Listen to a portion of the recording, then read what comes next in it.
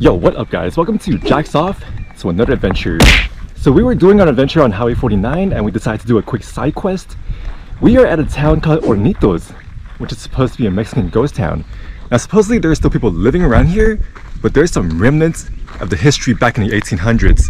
So let's go walk around this town real quick and let's see what awaits us here in Hornitos. So join me as Jack's off to a Mexican ghost town. Let's go.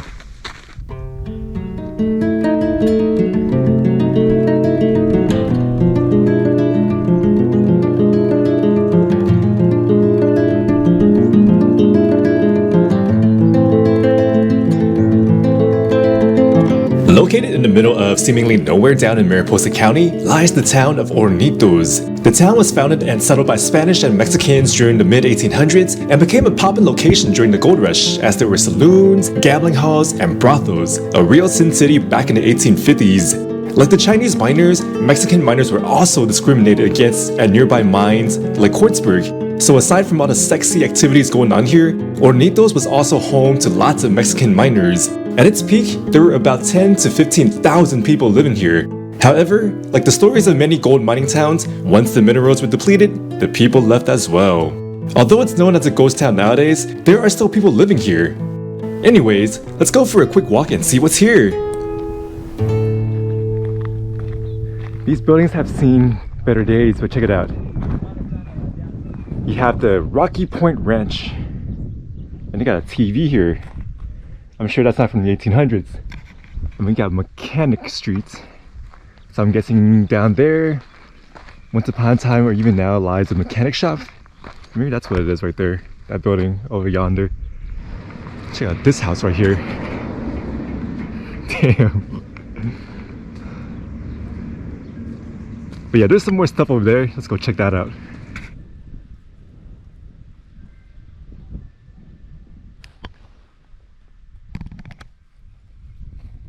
So next to me is this brick building that looks very worn down, but it's still here. It must be very important. So I was talking to a local earlier, and she told me that this was David Ghirardelli's general merchandise store. So what happened? He was perfecting his chocolate recipe here, and then he brought it to San Francisco. The rest is history. Check it out. So David Ghirardelli had some ties with Hornitos. Wow. All right, so you guys ready for one of the main attractions here in Hornitos? El baño. What kind of ghost town has a baño? And check out the inside. Hope no one's in here.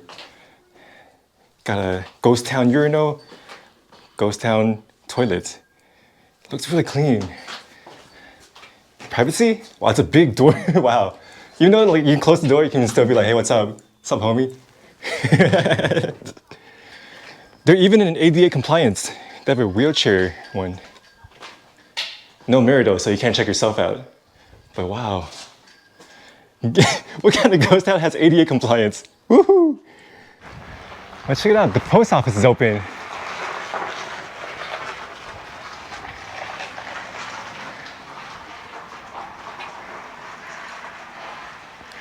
Just take a quick look. It's a very small post office. While walking around town, we came across this wanted poster of a famous bandit, Señor Joaquin Murietta. Curious, we asked the local and she was kind enough to tell the story. Due to discrimination back then, Joaquin's brother and wife were killed by American miners. For revenge, Joaquin decided to go terrorize the nearby American mining towns, wreaking havoc, slaying bodies, taking everything he wanted. Supposedly he was caught and killed eventually, but his fans will tell you it's fake news or conspiracy theory. Well, he died eventually one way or another and became one of the most famous legends of Hornitos.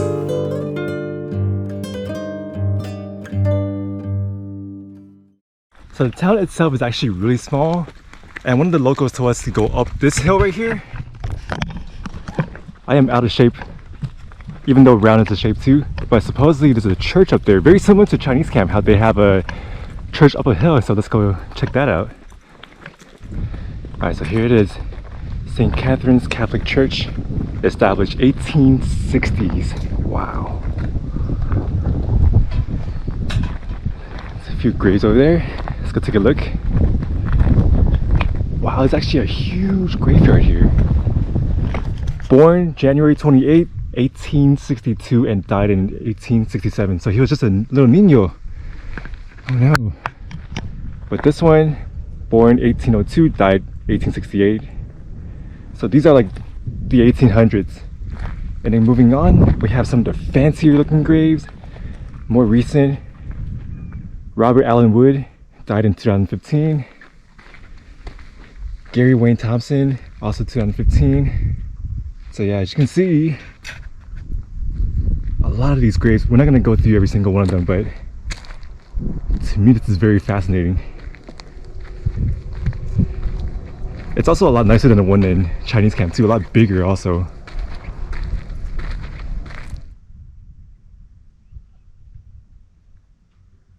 So check this out, I've never seen this before. But on one of the graves, you got a tree here. It's pretty unique. I guess it gives them some shade. Or it could be one of those things where when you die, you want to be a plant, but I don't know too much about it. But yeah, let's check it out. Alfred, 2004. He lived to be 74. Good life. So Hornitos itself is really small, but check out the location though. It's very remote kind of. There's hardly any neighbors. You got a building over there.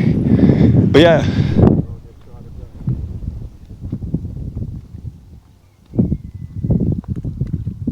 With every small town, you have law and order sometimes. Even though back then over here it was full of bandits and saloons. But check it out, we also have Hornitos Jail, the historic jail museum, history of 1849. Right here. Nope, it's closed. So you do bad thing, you go to jail, bad boy.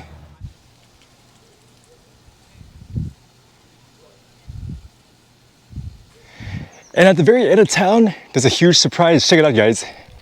We got the Gagliardo store, general merchandise. It reminds me of like the Wells Fargo building in China camp, or Chinese camp, with the brick and then the metal doors that are kind of green. And then over here, check this out.